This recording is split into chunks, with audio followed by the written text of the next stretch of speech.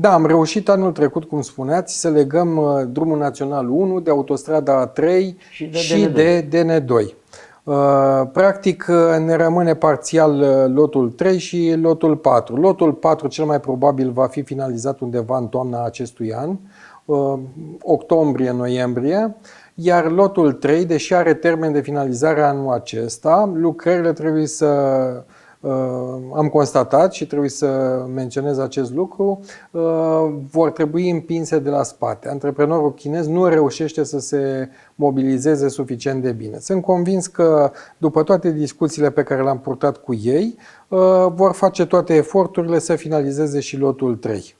Iar pe lotul 1 cum stăm? Care este situația în acest moment? În momentul de față vorbim de un contract semnat, vorbim de un proiect aproape finalizat, iar în primăvară îmi doresc să începem lucrările de execuție.